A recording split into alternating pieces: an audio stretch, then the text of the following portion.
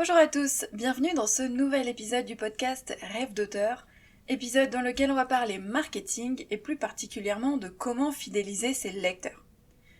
Pour rappel, le mois dernier, j'avais proposé un épisode dans lequel je vous donnais des conseils pour attirer des lecteurs, et donc aujourd'hui on va voir comment les fidéliser une fois qu'on les a attirés.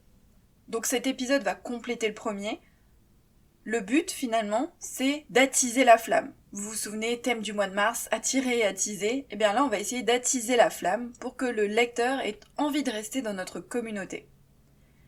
Je vais vous donner quelques pistes, alors évidemment ce n'est pas une liste exhaustive, mais c'est quelques idées, quelques pistes qui vont vous aider à mettre en place des petites choses pour pouvoir développer cette communauté de lecteurs. Le premier conseil, c'est évidemment d'être soi, d'être authentique. C'est-à-dire que pour fidéliser les lecteurs, il faut qu'ils vous connaissent en quelque sorte.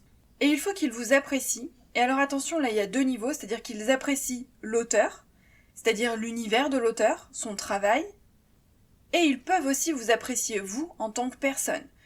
Parce que l'idée c'est de réussir à injecter sa personnalité, son univers, mais son univers au sens vraiment très large, dans son contenu, dans ce qu'on partage, dans ce qu'on propose. J'ai déjà fait un épisode sur le sujet, là je parle pas de vie privée. Alors oui on peut, bien sûr on peut apporter des éléments plus personnels, mais au-delà de ça, c'est vraiment montrer qui on est, encore une fois au sens large, sa personnalité, son univers. Est-ce qu'on est plutôt du genre à avoir de l'humour? Est-ce qu'on est un peu fantasque? Est-ce qu'on est excentrique? Est-ce qu'on est très joyeux tout le temps? Est-ce qu'on est très énergique? Voilà, il y a des éléments finalement de notre personnalité qu'on peut réussir à injecter. Donc en gros, c'est essayer de montrer qui on est, de montrer son univers, de retranscrire sa personnalité, et surtout être soi, vraiment être le plus naturel possible. Pour ça, il faut faire attention, et je l'ai déjà dit, de ne pas proposer que du contenu promotionnel, bien sûr.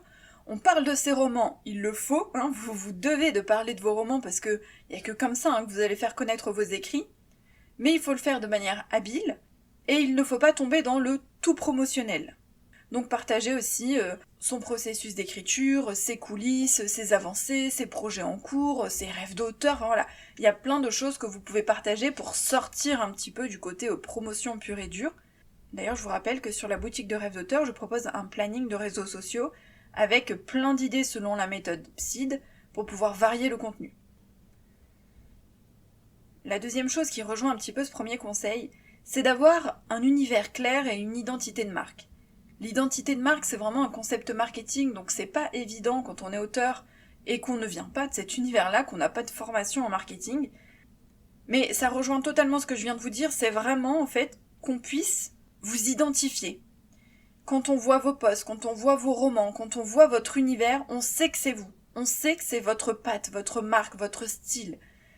Et c'est ça l'identité de marque, c'est d'être capable de vous reconnaître. Imaginons, je prends l'exemple d'Instagram, il y a des posts qui défilent, paf, d'un coup, il y a un post, là je m'arrête dessus parce que je sais que c'est vous.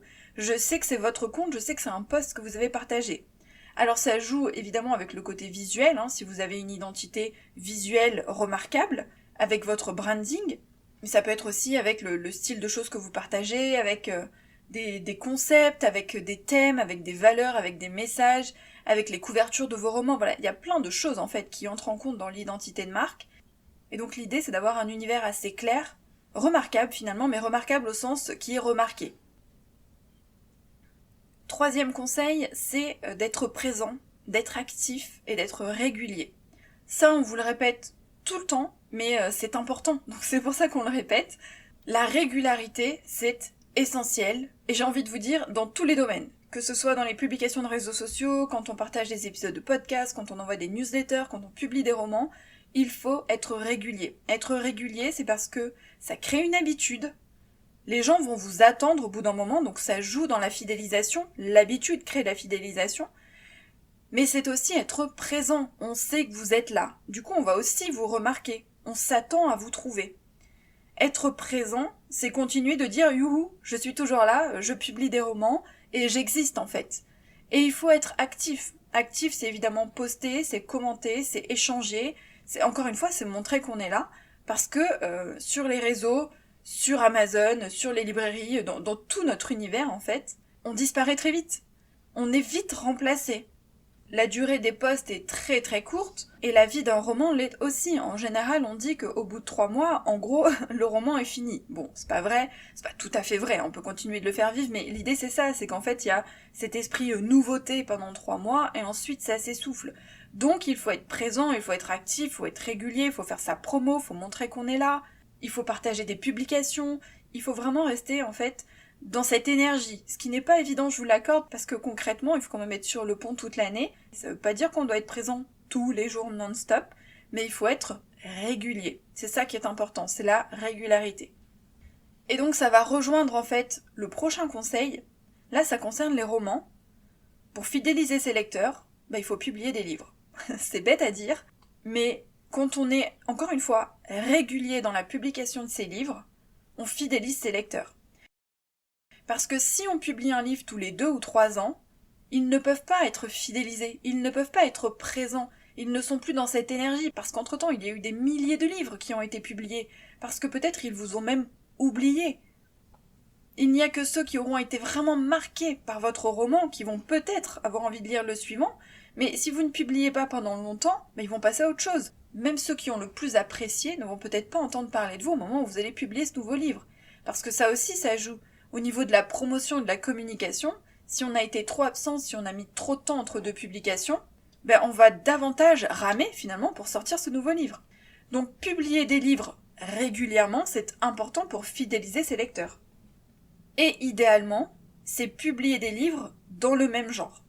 Alors, je dis pas qu'il faut jamais changer de genre. Bien évidemment, je dis pas qu'on est obligé de publier tout le temps dans le même genre, mais c'est un fait. Quand on publie dans un même genre plusieurs romans, on fidélise plus facilement ses lecteurs, puisque ils attendent finalement des romans qui ressemblent aux romans précédents. Donc si on a publié par exemple une romance contemporaine, ils s'attendent à des romances, et idéalement des romances contemporaines. Si on a commencé par l'univers fantasy ou l'univers thriller, les lecteurs ils vont avoir envie de retrouver la même chose dans le roman suivant. Donc vous pouvez bien sûr changer de genre, vous pouvez. Mais si je devais donner un conseil, ce serait peut-être d'abord de publier plusieurs livres dans le même genre, et ensuite de s'en éloigner si on a envie d'écrire autre chose. En sachant qu'en écrivant dans ce nouveau genre, les lecteurs ne vont peut-être pas vous suivre dans ce nouveau genre. Parce que si vous faites un grand bond par exemple entre romance et thriller, les lecteurs de romance n'iront peut-être pas lire vos thrillers parce que ça les intéresse pas. Ou en tout cas, la majorité n'ira pas. Donc ça aussi, il faut en avoir conscience. Moi, je vous dis toujours d'écrire ce que vous avez envie d'écrire, et si vous avez envie de changer de genre, bien sûr, vous avez le droit de le faire, mais il faut avoir conscience, des conséquences par rapport à son lectorat, à sa communauté de lecteurs, puisque sa communauté aura des attentes, et si on s'en éloigne, ça va être plus difficile de les fidéliser. Autre technique pour fidéliser les lecteurs, toujours dans le domaine du livre, c'est d'écrire des séries et des sagas.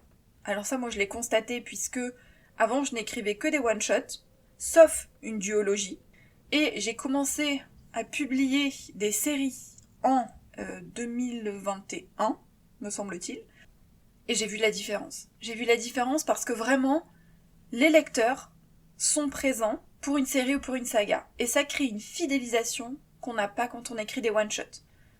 Vraiment, pour l'avoir vécu, je peux vous dire que la différence est flagrante. Alors bien sûr, il faut que ça prenne, il faut que la série ou la saga marche, il faut qu'il y ait quand même un engouement. C'est pas automatique, on va dire, c'est pas à tous les coups. Les séries et les sagas, ça marche vraiment bien parce qu'on reste dans un univers, et parce que les gens qui aiment l'univers vont avoir envie de lire la suite. C'est d'autant plus fort dans une saga, puisque une saga, c'est écrire finalement une suite. C'est-à-dire qu'à chaque fois, on a la suite du tome précédent, c'est pas des histoires indépendantes. Ce qui est le cas dans une série. Dans une série, l'histoire se termine à la fin de chaque livre, même s'il peut y avoir un univers plus global, le fait est que chaque livre est indépendant au sens où il y a une intrigue qui est bouclée à la fin. Donc écrire des séries sagas, c'est pas une obligation, on n'est pas obligé de le faire. Moi quand j'ai commencé à publier, c'était pas du tout dans mes objectifs. Ça s'est fait comme ça, naturellement, parce qu'en fait j'ai tout simplement commencé à en lire et j'ai eu envie d'en écrire. Et vraiment, j'ai vu la différence. Donc voilà, si vous en avez envie, sachez que côté fidélisation des lecteurs, les séries et les sagas, ça marche vraiment bien. Côté réseaux sociaux maintenant, pour fidéliser ses lecteurs, il y a plusieurs petites choses qu'on peut mettre en place. Bien sûr, avoir une stratégie marketing. D'ailleurs, ça compte pour tout, en fait, tout notre univers, toute notre carrière. Avoir une stratégie marketing avec une niche, une cible et un persona défini, une stratégie qui englobe sa communication d'une manière générale et ses romans. Donc vraiment, c'est avoir une stratégie globale et réfléchir à comment on veut promouvoir son univers, comment on veut se faire connaître, comment on veut être visible. Et au-delà de ça, sur les réseaux sociaux en particulier, c'est bien évidemment répondre aux commentaires et aux messages privés. Ça c'est très important, surtout que c'est vraiment dans les objectifs d'Instagram. En 2024, ils mettent en avant les stories, les messages privés, donc c'est-à-dire tout ce qui est engagement, communication, échange entre les utilisateurs. Et donc dans ce sens-là, c'est les faire participer. Faire augmenter l'engagement en faisant participer ses lecteurs. Via des questions, via des sondages, via les stickers en story, via des commentaires sous les posts. Voilà, c'est vraiment faire en sorte qu'il y ait un engouement, encore une fois, une augmentation de l'engagement, une participation. Et pour ça, il ne faut pas hésiter à s'intéresser aux lecteurs. Donc s'intéresser à eux, c'est bien sûr avoir défini un bon persona, pour que ce soit plus simple de s'adresser à eux, pour proposer le bon contenu, mais c'est aussi du coup échanger avec eux. Quand il y a un commentaire, essayer d'y répondre. Quand il y a un message privé, essayer d'y répondre. Discuter, échanger, apprendre à connaître ses lecteurs. Donc ce côté échange, discussion est très important en 2024, mais c'est aussi très important d'une manière générale avec sa communauté, parce que si vous arrivez à créer des liens avec des lecteurs, ils vous seront d'autant plus fidèles. Pour vous, c'est génial parce que du coup, il y a un vrai échange, et ça donne un autre niveau à notre vie d'auteur qui est souvent un petit peu solitaire, notamment si on fait pas de salon de dédicace. Donc c'est génial pour nous en tant qu'auteurs de pouvoir échanger avec les lecteurs. Et en plus, pour les lecteurs, ils vont vraiment se sentir engagés dans votre univers, engagés dans vos romans, ils vont avoir l'impression de vous connaître davantage, et ça les fidélise d'autant plus. Moi, je sais qu'il y a des lectrices avec lesquelles je discute souvent, et je crois que je l'ai déjà dit dans un épisode de podcast, mais parfois même on déborde en fait de l'univers roman pour des choses plus personnelles entre guillemets, et du coup, c'est vrai qu'il y a une relation, et ce sont des lectrices qui sont présentes aux sorties de romans. Donc c'est important de faire participer les lecteurs, mais aussi d'être présent, de s'intéresser à eux, et de leur répondre au maximum. Dernière façon de fidéliser ses lecteurs, en tout cas dernière façon que je vais aborder aujourd'hui, c'est évidemment la newsletter.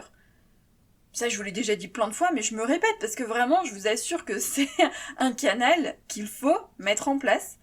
Et c'est rare que je vous dise qu'il faut faire quelque chose, souvent je vous dis c'est bien de, ou vous devriez tester, etc. Mais là la newsletter j'en suis tellement convaincue que j'insiste vraiment. La newsletter, ça va vous permettre d'échanger avec vos lecteurs de façon plus intime, plus directe et encore une fois plus authentique.